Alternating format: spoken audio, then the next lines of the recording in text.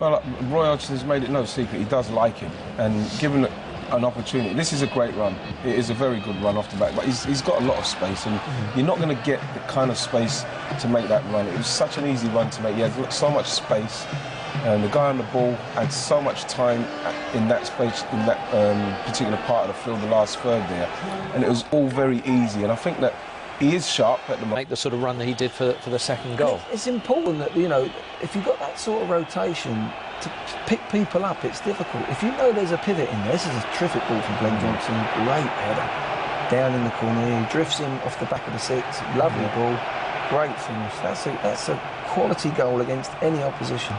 But the movement of the three in midfield, they had a bit of freedom to make their movements, and your opponents then can't track you down. It's not easy. One's making a run, then the next minute another one's making a run. Sometimes if you play with Roy with those things happening. Yeah.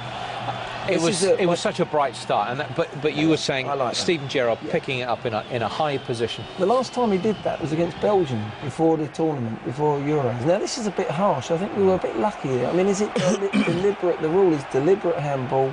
Ian, you were pretty sane. I thought that was pretty harsh because, like I say, he's hit the ball pretty fast, pretty hard at him. He's literally a yard away. There's no way he's going to get his arm out of the way, and it's quite a harsh one. And really fortunate for us. And then, you know, got someone like Frank. You'd always fancy Frank to score the penalty, and we're off. As a coach, you'd analyse the game and you'd bring any sloppiness in. Look, John Terry there, hitting it on the half volley, body not balanced, you know. Against better opposition, they might hurt you from that scenario. Look at this. This is really risky. You do not do that against Italy or even some of the, you know, Ukraine on Tuesday. And that's the sort of things you don't want to creep in when things are too easy. You must, you know, you've got to have the pride to keep playing, doing the right things, doing the right habits. This is a bit of ricochet that, you know, everyone stood on their feet. I was pleased that, look, Bain stood up. They were very unjustly slaughtered some of the stuff what he done in the Euros, but like he does what he does. He works very hard, and he got his goal. Here, Theo has just looked unbelievable, but that touch there, you're not going to get that. You're not going to get the chance to get that back, and then they're passing it around. I thought they was overdoing it here, and then he passed it to Welbeck. He passed it to Theo.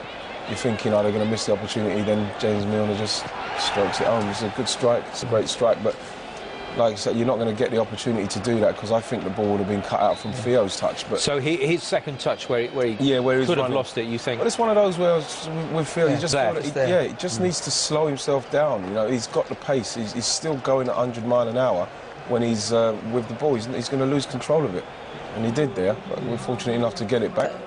That was a sort of ended up like what we call an 8-a-side goal. Yeah. When you play an 8-a-sides, no offsides.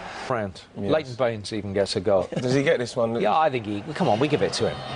You would have claimed it, right? I would have. Actually, I would have. I most probably wouldn't have been taking a free kick, if I'm being honest. But you know, it's one of those where, you know, he's been fortunate. He's hit the fella. It's the worst ball I think I've ever seen. Yeah, it was. You know, it's like one